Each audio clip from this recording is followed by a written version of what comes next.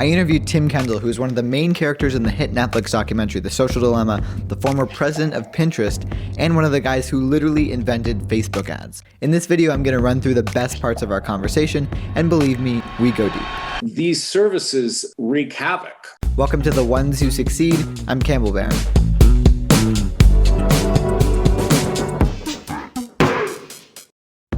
So the backstory. I originally saw Tim Kendall on that Netflix documentary, The Social Dilemma.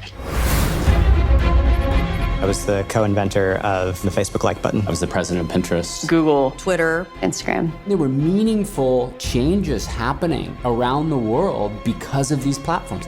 I think we were naive about the flip side of that coin. And after that, two things happened. First, I was terrified, like genuinely terrified. And second, I had a million questions. And so, since I host a podcast called The Ones Who Succeed, it made sense to put the two and two together, and here we are. So our conversation started out with some small talk. I asked him what he thought of the film. I was pretty happy with how it turned out.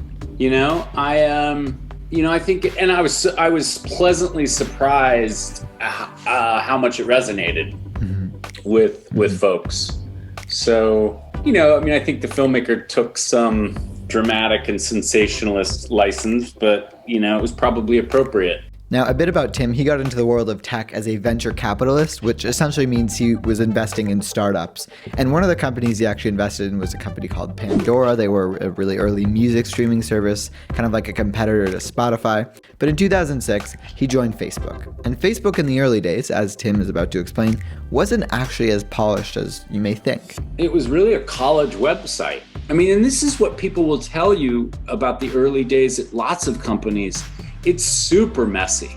You're kind of making it up as you go. And Tim even said this, which I thought was hilarious. I remember a month into my time at Facebook thinking, oh boy, I hope I didn't join the wrong company. And this brings us to the first turning point in our conversation, because Tim was hired by Facebook to become the director of monetization at the company, which essentially means he was hired to figure out how Facebook was going to make money. I and others, and I certainly helped corral, and Sheryl Sandberg was a part of this too, the company to, we're in the advertising business. Mm-hmm. And that is the business that we're going to be in. And we've got information on users. So it's going to be this wonderful thing where we'll be able to allow advertisers to target people based on all the information that users freely give us. What was the ripple effect of that decision? Well, in retrospect, it had a tremendous ripple effect. What it created was a business model that was predicated upon extracting attention from users. And this brings us to the next turning point in our conversation. What were the differences between Facebook and Pinterest? Okay, so in 2015, Tim became the president of Pinterest, and ultimately this meant that Tim had a lot more power and influence at the company. And while they were in the same industry and ultimately competitors, here's Tim talking about how the companies were just different. In my view, and certainly when I was at the company, we just didn't have an emphasis on getting Campbell to spend as much time as possible on Pinterest.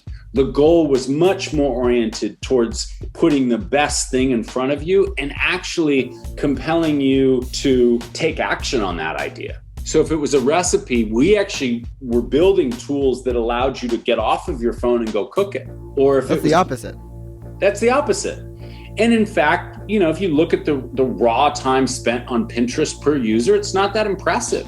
And in a sense, it doesn't really need to be. By the way, the raw time spent on Google search is not that impressive either. And to be honest, when I heard this, I thought this was a kind of interesting distinction. Facebook was really spending a lot more time thinking about how they could get users to come back on the service day after day, month after month, year after year.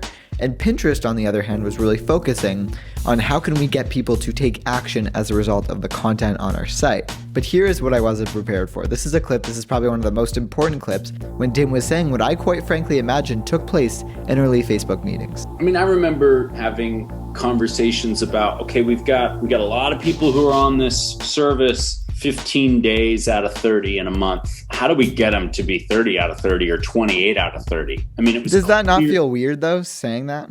Like at the time, did that not feel at all like a little bit of an issue?